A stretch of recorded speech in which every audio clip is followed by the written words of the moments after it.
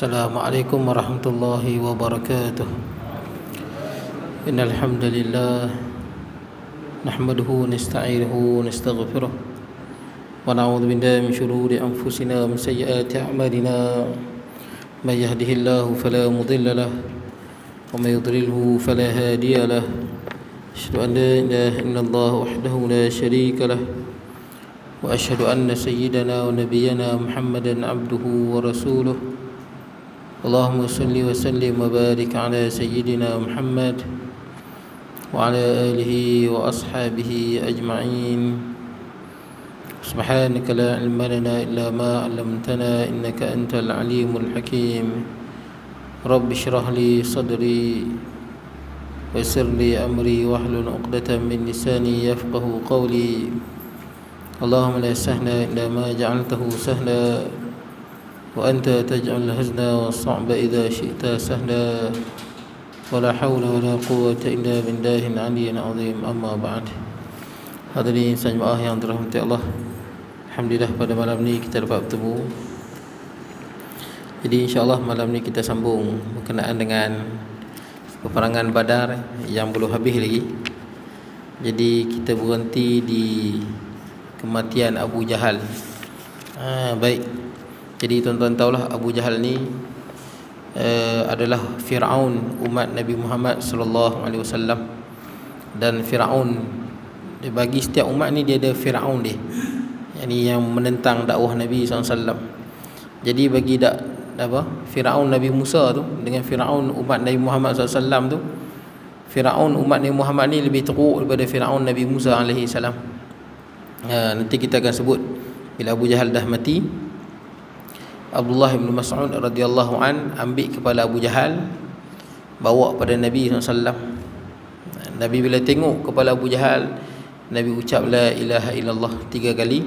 Kemudian Nabi kata hada Fir'aun hadhil ummah, inilah Fir'aun umat ini, dan Fir'aun umat ini lebih teruk daripada Fir'aun Musa. Kerana Fir'aun Nabi Musa alaihi salam tu, Ramses II, bila duduk dalam laut, dia takut laut tu hampir-hampir telan dia. Jadi disebut dia beriman dengan Tuhan Bani Israel. Tapi dia tak ada sebut la ilaha illallah. Jibril tutup mulut dia dengan debu pasir. Sebab apa? Sebab Fir'aun ini dia diberi masa, dia dah berada di hujung dah. Dia dah nampak dah kematian dia. Dia beriman masa ni pasal apa? Pasal dia tahu dia memang akan mati. Pasal dia tahu dia iman kerana terdesak. Itu iman Fir'aun. Maknanya dia Fir'aun ni kalau dia sihat, dia okey, dia memang tak mau beriman. Tapi dalam keadaan dia terdesak, dia beriman. Iman kerana terdesak, terpaksa, tak diterima. Dia iman mestilah, tu nama Islam tu, penyerahan diri. Islam serah diri pada Allah dengan sukarela, bukan terpaksa.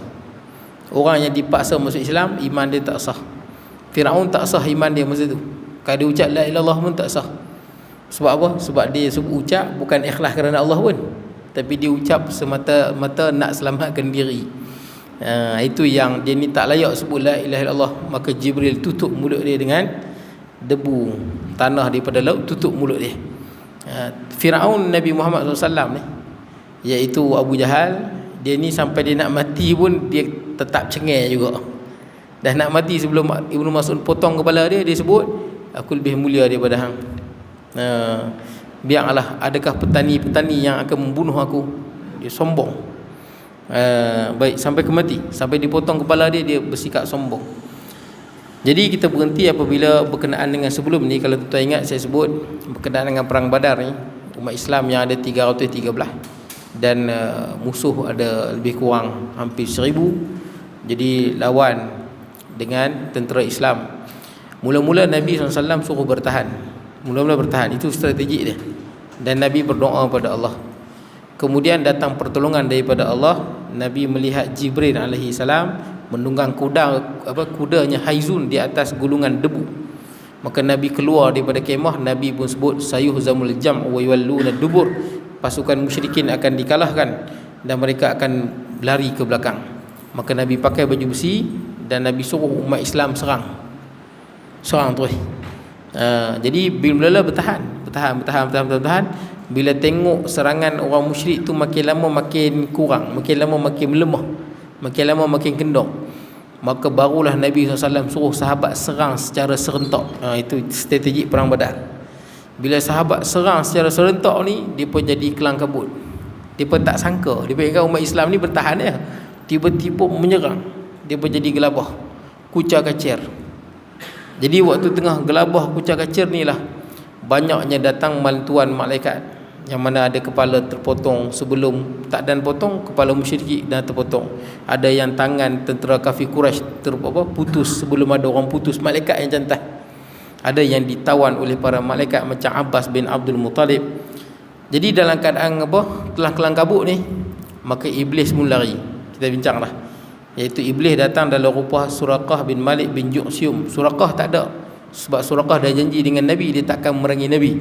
Maka iblis ambil kesempatan datang dalam rupa Suraqah bin Malik bin Ju'syum.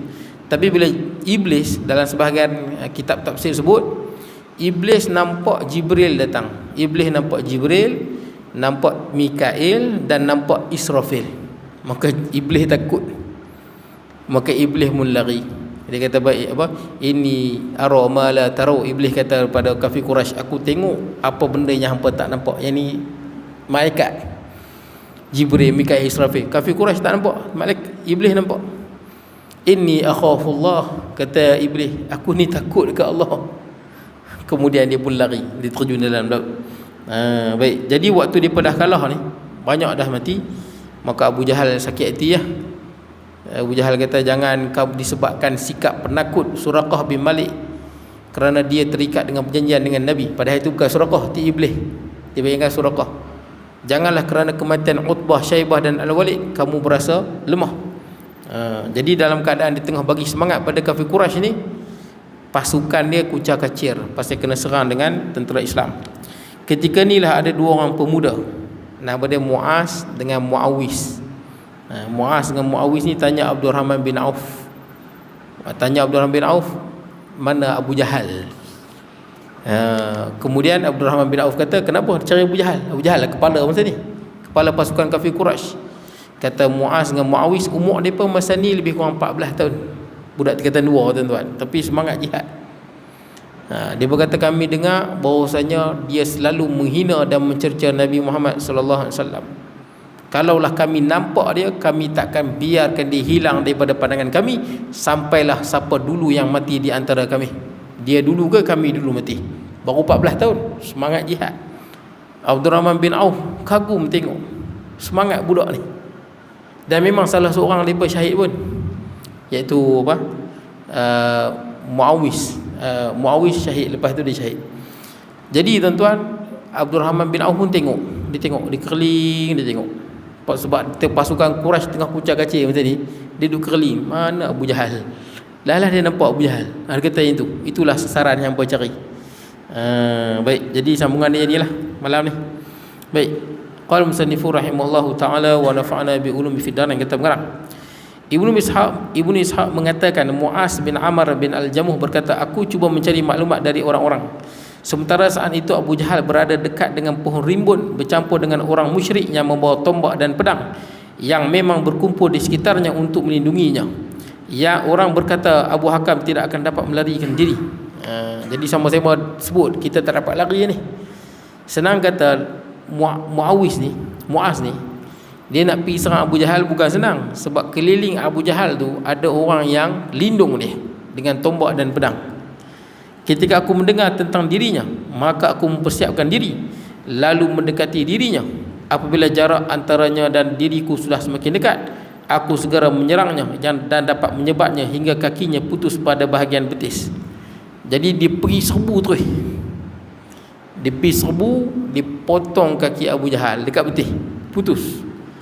Namun kemudian anaknya Ikrimah menyerangku dan mengenai bahuku hingga tanganku putus dan bergantungan hingga kerana kulitku masih belum putus. Bila dia serang Abu Jahal, Muaz bin Amr bin Al-Jamuh serang Abu Jahal, dia potong betis Abu Jahal. Anak Abu Jahal, Ikrimah bin Abu Jahal, serang dia balik, potong tangan dia. Kita dengar dia seram tuan-tuan. Kalau tembak tak apa, tembak mati terus. Itu kata perang dulu pakai pedang ni, potong tangan, potong telinga, mata kena panah tuan-tuan, dia sakit. Dia lagi ngeri lah tuan-tuan kalau perang berdepan ni. Perang sekarang senang tuan-tuan. Tak ada nak menapas, kena bom mati dah tuan-tuan. Bom mati. Tak ada yang buat apa, kena bom habis mati semua. Ataupun kena tembak tang kepala tuan-tuan. Sniper tembak tang kepala senang. Tembak tang kepala, otak kita ni yang proses sakit tuan-tuan. Bila otak kena sniper, senanglah tuan-tuan mati. Tapi malaikat cabut nyawa sakit jugalah. Tapi nak cerita mati kena tembak dengan sniper tang kepala tu, kuranglah sikit banding kena potong tangan, potong kaki sementara nak mati tu. Jadi yang ni bila dia serang Abu Jahal, potong Abu Jahal, putus kaki. Anak Abu Jahal kita tahu Ikrimah. Dan Ikrimah ni nanti dia masuk Islam. Dan Ikrimah ni antara penyebab kalahnya umat Islam dalam perang Uhud. Ikrimah bin Abu Jahal. Perang Uhud dialah dengan Khalid Al-Walid yang menyerang pasukan berkuda dia kat atas tu. Ikrimah. Tapi ketika Fathul Mekah, Ikrimah ni masuk Islam. Dan Nabi SAW waktu Ikrimah nak datang jumpa Nabi tu, Nabi pesan kat para sahabat. Nabi kata Ikrimah akan datang dalam keadaan beriman. Janganlah kamu mencela bapa dia. Bapa dia Abu Jahal kerana mencela orang yang dah mati akan menyakiti orang yang masih hidup. Memanglah ayah dia jahat, Abu Jahal, tapi anak dia beriman. Kita hina ayah dia kecil hati dia. Nabi tak bagi, bila Ikrimah datang jangan maki hamun, jangan sebut anak musuh Allah. Jadi Ikrimah pun datang dan dia beriman. Dan dia menjadi pasukan Islam yang cukup handal lah. Dan Ikrimah bin Abu Jahal ni dia syahid di medan perang Yarmuk. Syahid dia. Dia syahid dengan siapa? Dengan pak saudara dia, Al-Haris bin Hisham. Kita sebut adik Abu Jahal. Adik Abu Jahal tu, Al-Haris bin Hisham, yang iblis tampak dada dia sampai dia kejang tu. Waktu iblis nak lari tu, Al-Haris bin Hisham juga masuk Islam. Kemudian siapa? Si yang ni pun masuk Islam juga. Ikrimah bin Abu Jahal masuk Islam. Dan kedua-duanya syahid di medan Yarmuk. Medan Yarmuk, perang Yarmuk ni tuan-tuan kalau baca tentang perang Yarmuk, antara perang yang paling dahsyat dalam sejarah manusia lah tuan-tuan. Antara perang paling dahsyat dan antara perang yang cukup hebat antara Rom dan umat Islam. Saya ingat itulah perang yang paling sengit kot antara umat Islam dengan Rom, perang Yarmuk. Yang mana Khalid Al-Walid pedang dia patah banyak dalam perang Yarmuk. Walaupun Khalid Al-Walid ini terkenal dengan apa? Pedang Allah yang terhunus, tak pernah kalah. Dalam perang Yarmuk ni, dalam masa beberapa tempoh ni, nampak macam tak boleh nak menang. Nampak macam tak boleh nak menang. Terlalu bersungguh-sungguhnya pasukan apa? Pasukan Kristian ni bersungguh-sungguh Rom, lawan habis-habisan. Depa tak lari. Siap depa rantai depa tangan depa sama-sama depa supaya tak lari. Ketika inilah datangnya Ikrimah. Itu kita sebut tuan-tuan. Kita dalam hidup ni tuan-tuan, ingat pesanan Sayyidina Ali radhiyallahu anhu. Pesanan tu kena pegang dalam hidup. Sebab kita tak tahu orang boleh berubah tuan-tuan. Ikrimah ni musuh mula, ketika ni musuh lah tuan-tuan, menjebak melawan umat Islam. Pak saudara dia pun sama, Al-Harith bin Hisham, adik Abu Jahal. Tapi rupanya tuan-tuan sampai satu masa tuan-tuan dia berubah, dia menjadi pejuang Islam. Sebab tu Sayyidina Ali kata apa? Habibaka haunan ma. Kasihilah orang yang kau kasih berpada-pada. Asa yakunu baghidaka yawman ma. Boleh jadi orang yang hang paling sayang hari ini, esok lusa dialah orang yang hang paling benci sekali. Tuan-tuan kalau nak tengok kat mana-mana dunia lah tuan-tuan, tuan-tuan tengok bab politik tuan-tuan, betul tak tuan-tuan? Orang politik kadang-kadang dia jadi macam tu lah tuan-tuan. Tu lumrah tuan-tuan. Orang yang mungkin kita sayang sangat-sangat, tapi kadang-kadang nanti dialah orang yang paling kita menyampah sekali. Boleh jadi. Sebab tu Sayyidina Ali kata kasih siapa-siapa pada-pada. Kemudian wa abghid baghidaka haunan ma. Kalau nak benci kat orang pun pada-padalah. Asa yakunu habibaka yawman ma. Boleh jadi orang yang menyampah meluat sangat ni, sagilah dialah orang yang paling kita sayang.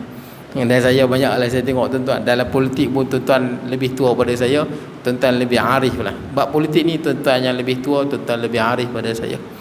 Bagaimana orang politik tuan-tuan. Tapi saya sebut kat tuan-tuan yang saya nampak dulu masa saya kat universiti, kawan saya laki orang Negeri Sembilan, perempuan orang Kelantan, duk benci sepakat benci. Yang perempuan ni benci laki ni, yang laki ni benci dia. Yang perempuan ni dia cicik kot, cucu cicik pada tok pengasas pondok Pasir Tumbuh tu. Hebatlah, cicik pada tok guru lah. Tapi tak suka dengan Negeri Sembilan ni. Negeri Sembilan ni tak suka dia. Kalau menyembang, kutuk dia, dia kutuk dia. Lalah kahwin tuan-tuan, sampai hari ni bahagia ya tuan-tuan. Kita mana tahu tuan-tuan. Pada-pada lah. Saya pernah jumpa satu orang, cinta kemain lagi, sakan bercinta. Dah bercinta, kahwin, bergaduh, bercerai. Bila dah bercerai, tak boleh jumpa. Bila jumpa, yang laki tu ludah, yang perempuan tu ludah. Duk ludah, tui. Macam budak-budak tuan-tuan. Tapi dulu masa cinta tu, tuan-tuan nampak tak? Pada-pada. Dalam hidup ni pada-pada. Apa pun pada-pada. Tuan-tuan tengok, Ikrimah. Masa ni bersama dengan pasukan musyrik, lindung bapak dia. Syahid ni medan Yarmuk. Waktu perang Yarmuk tengah tak tahu siapa menang siapa kalah ni, sebab pasukan mereka ramai sangat. Rom ramai 240,000. Umat Islam tak sampai 70,000. Tak sama power tu. Jadi Ikrimah ni lah datang, dia dengan pak saudara dia, dengan pak saudara dia Al-Harith bin Hisham dengan Ayyash bin Abi Rabi'ah. Dia panggil siapa yang berani, siapa yang berjanji setia untuk mati syahid, sila datang ke depan. Jadi ada 400 pasukan berkuda yang diketuai oleh Ikrimah. Sebab masa ni tak tahu nak menang kalah. Maka Ikrimah dibuat macam komander tuan-tuan.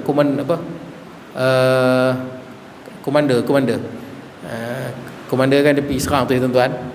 Dia pergi serang tanpa bukan komander, orang panggil bukan gerila, macam gerila jugalah. Orang panggil kalau beret hijau tu beret hijau. Lupa pula nama. Komando beret hijau. Gitulah tuan-tuan. Baik. Jadi tuan-tuan, dia dengan 400 pasukan berkuda ni dah bai'ah untuk mati syahid. Depa buat apa? Depa buat benda orang yang tak fikir hak. 400 orang ni berjanji dah, kita akan masuk ke jantung pasukan Rom, kita akan perang sampai mati. Rom ramai, dah ada 200,000 lebih. Depa 400 ni depa terus serbu ke tengah pasukan Rom. Ikrimah betul ni. Bila depa masuk, depa lari naik kuda, depa cantah-cantah depa nak masuk ke tengah pasukan Rom. Sampai ke pasukan Rom, depa lawan mati-matian. Dan depa ni boleh dikatakan 400 ni semua syahid. Tapi walaupun 400 depa masuk kat tengah pasukan Rom, depa lawan mati-matian, pasukan Rom jadi kucak-kacih. Jari haru biru pasal kerana 400 orang ni. Ketika ni lah Khalid Walid ambil kesempatan terus buat serangan mengejut. Habis pasukan Rom yang 240,000 tu kalah. Tapi Ikrimah ni syahid. Waktu dia syahid tu kesian lah. Bila orang datang nak bagi ayak, ialah orang bila berdarah, badan kita hidrasi, dia ayak keluar kan. Bila darah keluar, badan kita hidrasi lah, boleh mati pasal kurang ayak. Tu orang bawa ayak pasal darah banyak keluar, bagi ayak. Nak bagi dekat Harith bin Hisham, pak saudara Ikrimah, adik Abu Jahal. Al-Harith bin Hisham tengok Ikrimah lagi teruk, dia kata tak apa, aku okey lagi bagi Ikrimah. Yang bawa ayak ni nak bagi kat Ikrimah. Ikrimah tengok seorang lagi, sepupu dia pak menakan pupu dia, sepupu Abu Jahal, nama dia Ayyash bin Rabi'ah. Ayyash ni lagi teruk, dia kata pergi sana lah, pak menakan pupu aku sana. Dia pun bawa ayak nak pergi pada Ayyash bin Abi Rabi'ah. Bila sampai di Ayyash pun dah syahid. Patah balik ke Ikrimah pun dah syahid. Patah balik ke Al-Harith bin Hisham, adik Abu Jahal, dia pun syahid. Syahid di medan Yarmuk tuan-tuan. Tapi ni masa ni dia menentang Allah lah masa ni. Jadi datangnya Ikrimah potong tangan dia. Tapi potong tak habis sebab kulit ada. Tangan tu bergantung. Ngeri lah tuan-tuan. Tangan tu bergantung. Tangan Muaz dipotong oleh anak Abu Jahal, Ikrimah. Pertempuran yang terus menerus tanpa henti membuat aku tersingkir dari kancah pertempuran. Lawan lagi sampailah dia sakit, dia tak dapat teruskan, tangan dia kena potong.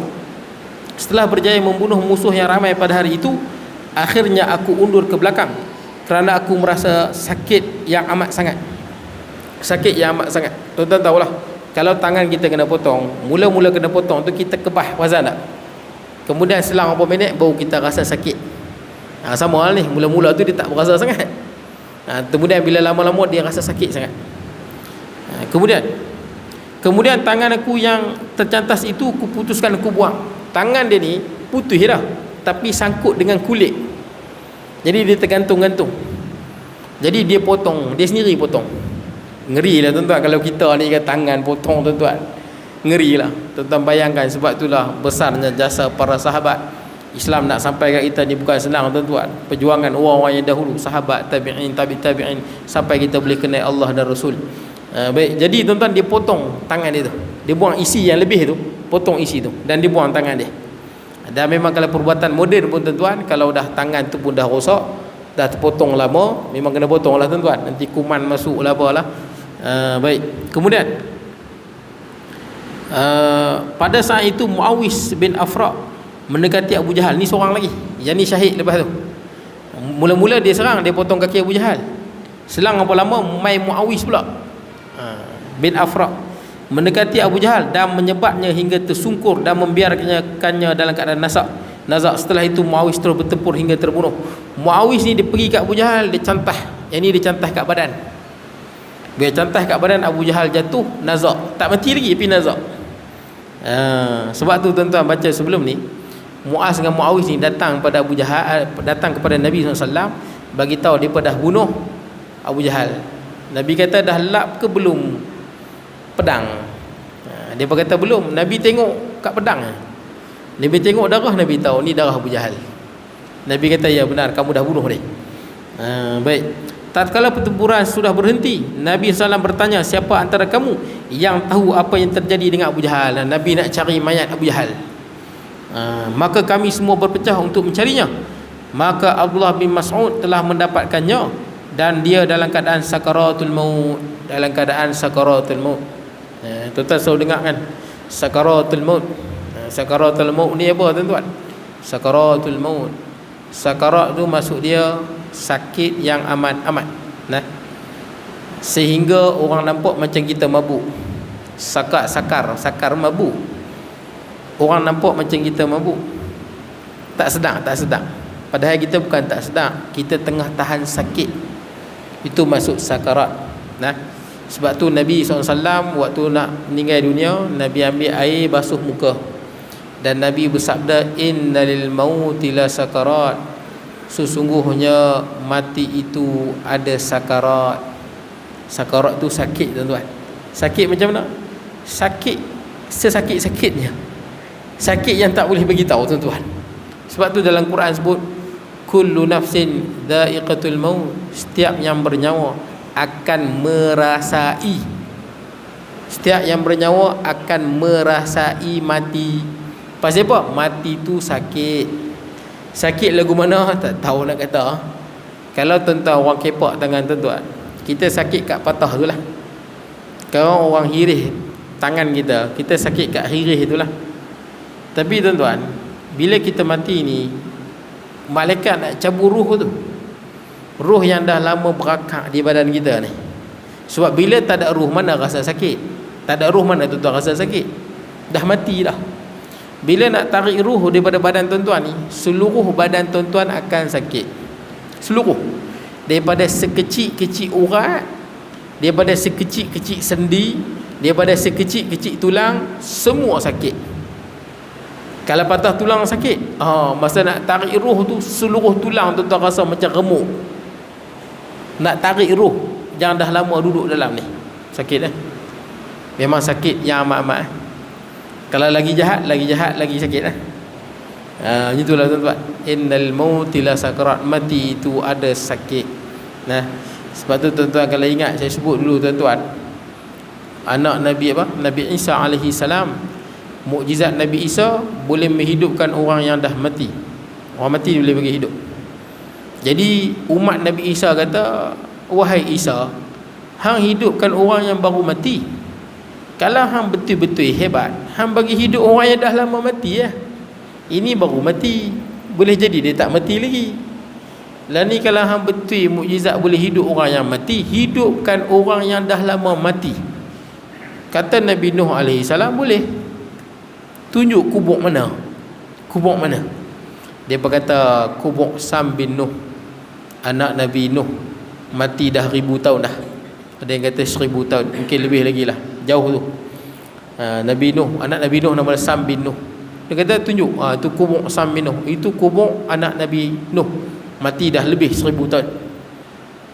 Bagi hidup dia. Nabi Isa pergi kat kubur Sam bin Nuh yang dah mati 1000 tahun lebih ni. Nabi Isa kata, wahai Sam, bangun. Terbelah kubur, bangun Sam. Sam bin Nuh bangun. Sam kata apa? Sam bin Nuh kata, aku dah mati 1000 tahun, tapi badan aku masih lagi rasa sakitnya mati. Sakit tuan-tuan, mati. Perit lah. Perit dan sakit. Sebab tu orang, kalau tuan-tuan tengok orang yang nak meninggal, nampak dia macam apa? Tak sedap kan? Macam dia tak sedap masa tu kan. Masa dia tengah tak sedap tu, dia dipanggil sakarat. Setengah tak sedap tu, dia tengah sakit. Sakit apa? Sakit nak mati. Sakit sakarat tu dia panggil apa? Sakit sehingga orang nampak macam mabuk, padahal dia tak mabuk. Dia tengah sakit yang amat-amat. Itu yang dia tengah tak sedar. Sebab tu kita bila orang yang nak meninggal, kita apa? Bisik kat telinga dia, la ilaha illallah kan. La ilaha illallah. Bila dah ucap la ilaha illallah, kita jangan kacau dia. Bila dia sebut la ilaha illallah ataupun dia sebut Allah ke, kita jangan kacau dia, sebab dia tengah sakit. Cukup. Bila dia sebut la ilaha illallah, cukup. Walaupun dia diam, dia tak apa. Walaupun dah 5-6 jam, kita jangan kacau dia. Sebab tadi 5 jam sudah dia sebut la ilaha illallah dah. Kecuali kita dah ajak dia la ilaha illallah, dia pun sebut la ilaha illallah, selang beberapa minit dia bercakap bukan-bukan, sakitlah, aduilah, tuan-tuan kena ajak lagi. Sebab kita nak akhir kalam. Man kana akhiru kalami la ilaha illallah dakhala jannah. Siapa yang akhir kalam dia la ilaha illallah, pasti masuk syurga. Walaupun la ilaha illallah yang dia ucap tu semalam, lepas tu dia tak cakap apa, senyap hari ni kena tembak mati contoh. Ataupun dia sebut la ilaha illallah itu kemarin dulu, tapi tak cakap apa, contohnya lah tuan-tuan. Termasuk dalam la ilaha illallah. Yang penting last sekali la ilaha illallah, akhiru kalami la ilaha illallah. Dia sebut la ilaha illallah, mungkin lagi 6 jam baru dia meninggal. Dia termasuk dalam hadis tu lah. Baik, kemudian dia tengah sakit lah Abu Jahal ni. Sakit Abu Jahal ni paling sakit lah, pasal dia musuh Allah. Lagi sakit lah mati dia tu, sakaratul maut. Abdullah bin Mas'ud memijaknya di lehernya, pijak leher Abu Jahal, memegang janggutnya, pegang janggut sebab nak angkat muka. Abu Jahal tunduk, Ibnu Mas'ud radhiyallahu an pijak tengkuk dia, pegang janggut dia, angkat nak bagi dongak muka Abu Jahal. Apakah Allah sudah menghinakanmu, wahai musuh Allah? Abdullah bin Mas'ud tanya, adakah Allah telah hina hang hari ni? Nak bagi dia sedang, dia orang yang sombong. Kata Abu Jahal, dengan apa dia menghina diriku? Nak mati dah ni. Panggil dia tuan-tuan. Dengan apa Allah hina aku? Macam tu. Dengan apa Allah hina aku? Dia tanya balik Ibnu Mas'ud. Ibnu Mas'ud tanya aja, dia tanya balik Ibnu Mas'ud. Kemudian dia tanya lagi, Abu Jahal tanya lagi, dalam duduk nak mati ni, apakah aku menjadi hina kerana menjadi orang yang telah kamu bunuh? Hang rasa ni aku ni hina ke kalau hang yang bunuh aku? Macam itulah kalau bahasa kita, sombongnya Abu Jahal ni. Atau orang yang kamu bunuh itu lebih terhormat? Ataupun aku yang hang bunuh ni lebih hormat pada hang? Masya Allah tuan-tuan, ini kita panggil takabur tuan-tuan. Takabur. Anggapkan sahaja kamu petani yang membunuh aku. Anggapkan saja bukan petani yang membunuh aku. Dia sebut apa? Bila dia tengok apa, Ibnu Mas'ud bunuh dia kata tak apalah, yang penting bukan petani yang bunuh aku. Pasal apa tuan-tuan? Petani ini merujuk kepada kaum Ansar yang duduk di Madinah. Pada mata Abu Jahal, orang petani ni hina.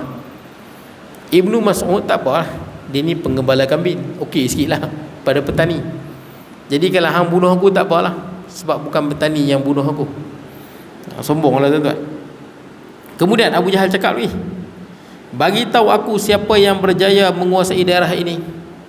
Abu Jahal kata, siapa yang menang? Itu dia tanya, siapa yang menang di daerah ini? Ini takabur tuan-tuan. Takabur ni maksud dia membesarkan diri dia. Dia melihat diri dia lebih pada orang. Itu takabur. Dan dia tengok orang lain hina di mata dia. Itu takabur. Tidak ada manusia yang sampai di satu makam dia boleh bersikap takabur, tak boleh. Sekalipun dia tiap-tiap malam sembahyang tahajud 100 rakaat, khatam Quran sehari sekali khatam, zikir juta-juta kali, tak ada manusia yang boleh capai ataupun ada pangkat yang tinggi, duit yang banyak, harta yang banyak, pengikut yang ramai. Tak ada siapa yang boleh sampai satu makam dia boleh takabur, tak ada. Takabur ni dia tengok diri dia lebih pada orang, besar-besar, rasa mulia, lebih agung, lebih hebat, dia rasa dalam hati dia.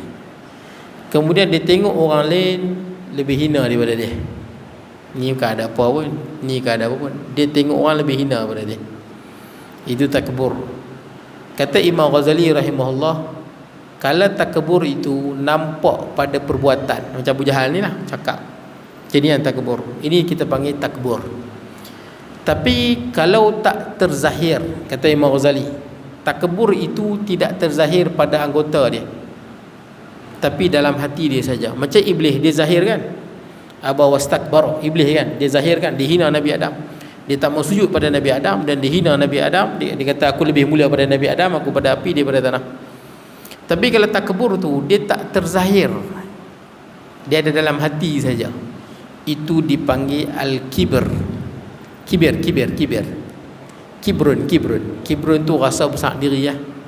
Tapi kalau terzahir pada anggota dia, lidah dia ke, cara dia ke, perangai dia ke, itu jadilah dia apa? Jadilah takabur. Dua-dua dosa besar. Sebab tu tuan-tuan, dulu orang Arab, kalau dia nak tunjuk dia ni lebih pada orang, dia akan pakai baju heret ke tanah. Bukan orang perempuan, orang lelaki. Orang perempuan kalau dia pakai baju heret ke tanah tak apa, sebab dia nak tutup aurat dia. Ini cerita orang lelaki. Orang Arab bila dia dah kaya, dia nak bagi tahu dia kaya, dia lebih pada orang. Dia nak bagi tahu kat dia, itu budaya orang Arab tuan-tuan. Kita tak ada pun budaya tu kat Malaysia. Tapi budaya orang Arab dulu nak bagi tahu kalau dia kaya, sebab orang Arab dulu nak dapat baju pun susah. Baju yang mahal-mahal tu, dia akan pakai baju yang mahal-mahal ni, dia lebih kain-kain dia tu sampai heret ke tanah. Supaya apa? Nak bagi tahu orang aku ni kaya, kain aku ni pun sampai heret tanah. Dia nak bagi tahu apa? Nak tunjuk dia ni lebih pada orang, dia ni lebih mulia pada orang, dia ni lebih agung pada orang. Itu perangai dia. Dan dia bila lalu pada fakir miskin, dia tengok dengan pandangan yang malah dia pun ni, macam itulah, pandangan yang hina. Sebab tu Nabi tegur orang yang pakai baju kain bawah apa, buku lali kan, dia ada seluar ataupun kain. Yang Nabi sebut apa? Nabi sebut apa? Siapa yang apa melabuhkan kain dia tu. Tapi Nabi sebut secara apa? Kerana apa? Kerana kibria, kerana sombong. Dia nak cerita dia ni kaya. Dalam hati tu nak bagi tahu dia ni lebih pada orang. Dalam hati dia tu ada perasaan dia tu lebih pada orang. Khuyala, dalam hadis sebut khuyala. Siapa yang lebihkan baju dia tu kena khuyala, dia akan disiksa oleh Allah kan. Jadi tuan-tuan, ada seorang sahabat Nabi yang mana badan dia kurus sangat. Jadi kain itu memang akan apa, walaupun diikat di pinggang dia, lama-lama akan terseret juga. Iaitu Sayyidina Abu Bakar radhiyallahu anhu. Kadang-kadang kain itu terseret sebab badan kurus, ramping, jadi dah ikat kain tu di perut, kadang dia terlucut juga ke pinggang. Jadi dia akan terseret ke tanah. Tanya pada Nabi, Nabi kata yang ni tak apa. Pasal Sayyidina Abu Bakar pakai sampai terseret bawah pada buku lali itu bukan khuyala. Jadi larangan itu hanyalah kepada khuyala sahaja. Nah, haram pakai kain melabuhkan kerana khuyala. Ala kulli hal, kalau tuan-tuan pakai kain ataupun seluar, kain memang kita pakai atas buku lali lah. Seluar atas buku lali, kain atas buku lali, hukum dia sunat. Boleh lah, sunat. Sebab tu tuan-tuan kalau pakai seluar labuh masa nak semayang, sunat tuan-tuan apa, lipat sikit atas buku lali. Sunat lah, sunat lipat ke atas. Sunat lipat. Baik, supaya apa? Terkeluar daripada itulah khilaf. Ada setengah ulama memang dia tak bagi lah, tak boleh lebihkan. Lebihkan dia anggap haram terus. Tapi yang tepatnya, kalau khuyala, siapa yang naik kereta mahal, dia beli kereta mahal tuan-tuan, tapi dalam hati dia ada khuyala. Dia naik kereta keliling kampung, dalam hati khuyala, nak bagi tahu orang kampung aku ni lebih daripada hampa. Aku ni kaya daripada hampa. Kampung ni aku paling kaya kali. Borang beritahu aku ni siapa. Kalau adalah hati lagu tu, tuan-tuan, itu berdosa besar. Itu khuyala. Nah, kalau ada dalam hati lah. Baik. Sama juga pakai jam. Harga jam juta-juta, tuan-tuan, harga jam ni. Supaya apa? Orang ni pakai jam niat, boleh tuan-tuan nak pakai jam mahal, boleh kalau rezeki yang halal, pakailah, betul tak? Tapi niat pakai tu, niat pakai apa? Nak bagi tahu ke orang jam ni mahal, apa jangan duit challenge aku, kalau hampa gaya aku lebih daripada hampa ni bawah. Kalau itu tujuan dia, itu khuyala. Dosa, tuan-tuan. Ingat tu, bahaya, tuan-tuan. Apa saja kita pakai, tuan-tuan boleh pakai kereta mahal, boleh pakai apa yang mahal, tapi ingat masa kita pakai, alhamdulillah, ini rezeki Allah Ta'ala bagi. Tak ada rasa kita nak sombong atas orang, kita lebih tafadul, kita lebih pada orang. Baik. Kemudian ikut niat, tuan-tuan. Niat. Kemudian ini sombong, tuan-tuan. Dan Nabi pernah sebut, la yadkhul jannah man kana fi qalbihi misqalu habbatin min kibr. Tidak masuk syurga orang yang dalam hati ada sebesar zarah daripada takbur. Saya pernah pergi mengajar setengah tempat lah. Ada orang kadang-kadang dia tengok ustaz, dia tengok ni ustaz muda ni, dia tengok kan ni budak ingusan ni, dia tengok dengan pandangan yang tahqir lah, tuan-tuan, pandangan yang hina lah. Ni budak ingusan lah dia ni. Yang sedih kadang-kadang yang pandang, tuan-tuan, yang pernah saya jumpa, kadang-kadang tuan-tuan saya jumpa, kadang-kadang dia ada jawatan di masjid, ada sebahagian kadang-kadang di imam, ada kadang-kadang muazzin, tapi kadang-kadang cara dia pandang ustaz tu, ini budak ingusan dia memang tak hormat ustaz. Kalau dia mengaji ni, dia duduk ustaz, ataupun dia tak duduk langsung, dia tengok ustaz, budak ingusan tu dia balik. Itu yang saya dah jumpa. Dia jumpa ustaz, dia tengok ni budak ingusan, dia tengok, dia membelah balik. Kalau tak mau mengaji pun tak apalah, betul tak kan? Tak ada siapa paksa. Tapi kenapa nak hina orang lain? Betul tak? Balik lah, tak mengaji tak apa, tapi kenapa kita hina orang yang lain? Kita tengok budak ingusan dia ni, sebelum dia balik cop dulu budak ingusan, baru dia balik. Sayanglah, tuan-tuan, kita tak nak mengaji tapi ramai lagi orang nak mengaji. Betul tak, tuan-tuan? Bagi peluang orang yang nak mengaji. Kita yang tak mau mengaji balik. Tak ada masalah, tuan-tuan, terpulang kan. Kalau kita dah tahu ilmu itu, kita tak wajib. Macam malam ni kita mengaji bab sirah. Sirah bukan fardu ain, sirah hanya fardu kifayah. Fardu ain ni kalau tauhid, akidah, tasawuf itu wajib lah. Ini ilmu fardu kifayah. Tapi tuan-tuan dengar dapat pahala juga. Sama juga kalau mengaji bab akidah, tapi ada orang tu dia dah tahu dah apa yang ustaz ni nak sampai, dia dah tahu dah, maka disunat saja dengar. Dia tak dengar pun tak apa, saya dia dah ada ilmu. Tapi sunat dia dengar. Tapi janganlah khuyala. Kita tengok dia ni budak dia ni budak hingusan dia ni. Itu tak baguslah. Baik, tuan-tuan. Kemudian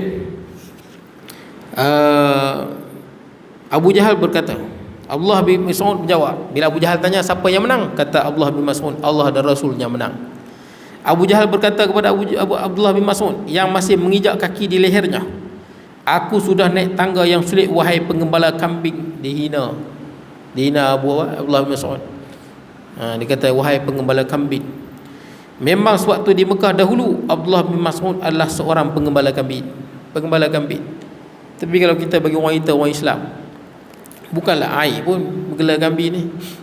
Pasal apa tak aib? Dalam hadis riwayat Imam Hakim, Nabi SAW bersabda, Nabi kata, Nabi Adam, Nabi Daud alaihi salam adalah tukang besi.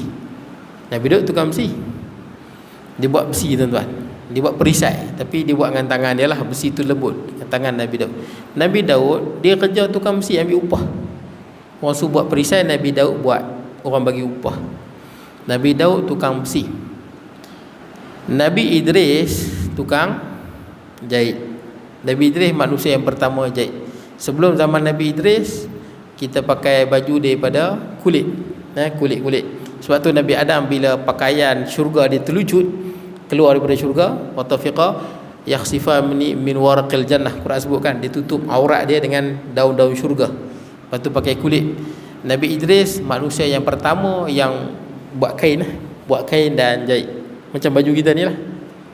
Nabi Idris alaihi salam. Nabi apa lagi? Nabi Nuh tukang kayu. Sebut tukang kayu tu yang boleh buat kapal hebat tu. Dia tukang kayu. Orang buat rumah ke buat kapal, tukang kayu. Nabi Musa penggembala kambing. Nabi Muhammad SAW, Nabi Muhammad pernah menggembala kambing dan pernah berniaga. Bawa harta ke Syam. Jadi tuan-tuan, bukanlah benda yang hina kalau orang kerja penggembala kambing. Baik, kemudian sebab perbualan yang sengit itu, Abdullah bin Mas'ud menarik dan memotong kepala Abu Jahal dan membawanya ke hadapan Nabi SAW seraya berkata, wahai Rasulullah, inilah kepala musuh Allah Abu Jahal. Jadi Abdullah bin Mas'ud potong kepala dia, bawa kepala dia pergi pada Nabi SAW. Demi Allah yang tiada Tuhan selain dia, baginda mengucapkan sebanyak 3 kali. Nabi sebut, wallahi la ilaha illa ghairuh, macam tu dalam bahasa Arab. Demi Allah yang tiada Tuhan melainkan dia, 3 kali Nabi ucap. Lalu bersabda lagi, Allah maha besar, segala puji bagi Allah, bagi yang telah memenuhi janjinya menolong hambanya mengalahkan pasukan musuh. Baik, Allah bantu tuan-tuan. Tapi bila tuan-tuan baca cerita ni, tuan-tuan, Allah Ta'ala bantu, tapi Nabi juga berusaha. Dia macam tu tuan-tuan. Sebab kita manusia dijadikan untuk berusaha. Nabi berusaha, umat Islam berusaha, berperang dengan senjata, pakai baju besi, pakai perisai tuan-tuan. Allah Ta'ala turunkan bantuan. Kita dijadikan untuk berusaha tuan-tuan. Tak ada lah Nabi tuan-tuan bila nak perang Badar, Nabi duduk relax, Nabi jampi, tiup sekali terbalik semua pasukan musuh. Tak ada ilmu lagu tu tuan-tuan. Nabi juga berjuang. Dalam Quran pun sebut, wa'iddu lahum mastata'tu min quwwah, bersiaplah kamu daripada kekuatan, wa min ribatil khail, daripada tentera yang berkuda. Kena ada. Nabi juga suruh ajak anak berenang. Mana tidak, kena ada kemampuan tu. Maksud dia manusia ni dengan kita berusaha, kita diberi pahala. Tu kena usaha tu. Boleh lah kita ada sebut apa? Doa, usaha, satu lagi tawakal. Orang tanya yang mana dulu? Doa dulu ke, usaha dulu ke, tawakal dulu? Yang betulnya serentak. Tawakal ni memang tawakal. Kita daripada hidup kita kena tawakal tuan-tuan. Doa daripada awal, doa, usaha kena. Contoh, siapa yang nak anak, dia kena buat apa? Dia kena kahwin. Betul tuan-tuan? Kalau dia berdoa nak anak dan dia tawakal, dia doa, ya Allah kurniakanlah anak, dan dia bertawakal. Kita kata kahwin lah, cukuplah dengan berdoa dan bertawakal, sampai sudah takkan dapat anak. Dia mesti kahwin tuan-tuan, baru dia dapat anak. Jadi dia serentak doa, usaha dan tawakal. Sama juga tuan-tuan, bila tuan-tuan nak rezeki, tuan-tuan kena kerja. Tuan-tuan berdoa, murah rezeki, mudahkan kerja. Tuan-tuan kena kerja dan kena tawakal. Dengan kerja, tuan-tuan dapat pahala. Boleh lah. Tuan-tuan bekerja sebagai apa pun, cleaner ke, tuan-tuan kerja sebagai guard ke, kerja sebagai tangkap ikan ke, dengan usaha tuan-tuan diberi pahala. Tu kena usaha. Nabi berusaha. Dan Nabi juga berdoa. Kita suruh Nabi berdoa, dan Nabi juga bertawakal pada Allah. Baik, kemudian kita tengok tajuk baru tuan-tuan. Ketinggian iman dalam peperangan ini telah dipaparkan 2 contoh yang begitu hebat daripada Umair bin Hammam dan Auf bin Haris, yang mana kedua-duanya adalah anak Afra, yakni yang syahid awal-awal dulu tuan-tuan. 2 orang ni yang syahid, antaranya awal syahid daripada pasukan muslimin. Dalam perangan ini banyak peristiwa menarik yang menunjukkan kekuatan iman. Ini disebabkan dalam perangan ini banyak melibatkan hubungan kekeluargaan terpisah akibat perbezaan akidah, di mana bapa berhadapan dengan anak sendiri dan sanak saudara berhadapan dengan saudara yang lain. Jadi berhadapan dengan adik-beradik tuan-tuan. Contoh macam Sayyidina Umar, dia bunuh pak saudara dia, Al-Ash bin Hisham. Pak saudara dia dijumpa, tapi dah berada di pasukan sebelah sana. Maka Sayyidina Umar bunuh pak saudara dia, walaupun itu pak saudara dia, tapi dia bersama dengan pasukan yang menentang Islam. Adik-beradik tuan-tuan, lawan. Sama juga Utbah, anak dia seorang. Abu Huzaifah. Abu Huzaifah anak Utbah. Utbah yang syahid awal-awal. Tuan-tuan ingat perang Badar yang depa lawan 3 lawan 3 tu kan.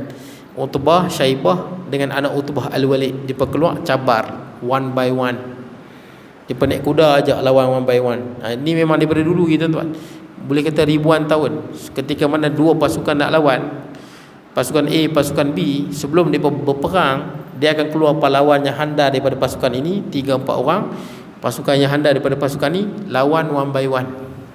Yang lain pakat tengok. Jadi Utbah, Syaibah dengan Al-Walid, kalau tuan ingat tu, mereka cabar kan. Maka Nabi panggil 3 orang, Hamzah, Ali dan seorang lagi siapa? Abu Ubaidah. Abu Ubaidah lawan. Dan 3 yang Quraisy ini mati semua. Utbah mati, Syaibah mati, Al-Walid mati. Abu Huzaifah ni anak Utbah. Dan Abu Huzaifah ni dia adik ataupun abang kepada Hindun, Muawiyah tu kan, Hindun bin Utbah. Abu Huzaifah ni dia bersama dengan Nabi SAW. Dia beriman lama, dia muhajirin, dia bersama dengan Nabi SAW. Ayah dia mati depan mata dia ketika mana bertempur dengan Hamzah. Jadi tuan-tuan, ketika mana perang ni, mayat kafir Quraisy yang lebih kurang 70 ni semua dilempar dalam perigi buta. Perigi tu dah kering dah, perigi kering, tak ada ayak. Jadi mayat-mayat kafir Quraisy ni yang ada 70 lebih ni, semua mayat lempak dalam tu.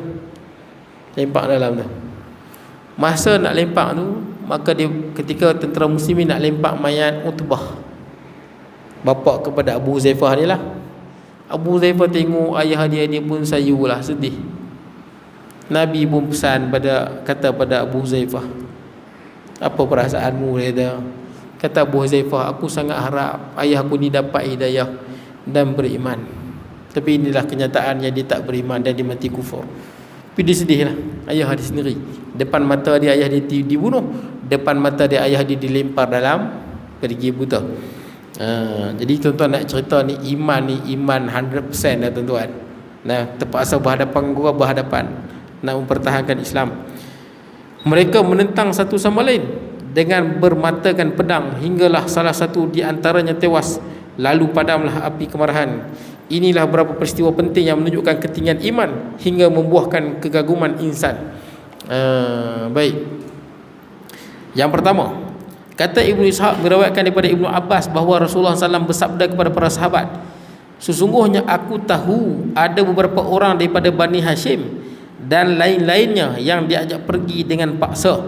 Mereka tidak mahu merangi kita. Maka barang siapa yang bertemu dengan salah seorang daripada Bani Hashim, janganlah dibunuhnya. Jadi Nabi tahu dengan wahyu ada di kalangan tentera Quraisy tu yang dipaksa. Dia pun tak mau perang tapi dipaksa. Abu Jahal paksa. Walaupun dia pun bukan Islam, tapi dia pun tak mau perang, tapi dipaksa oleh Abu Jahal. Maka Nabi pun pesan, kalau jumpa orang yang dipaksa ni, jangan bunuh, pasal dia pun tak ada niat nak berperang, dia pun dipaksa.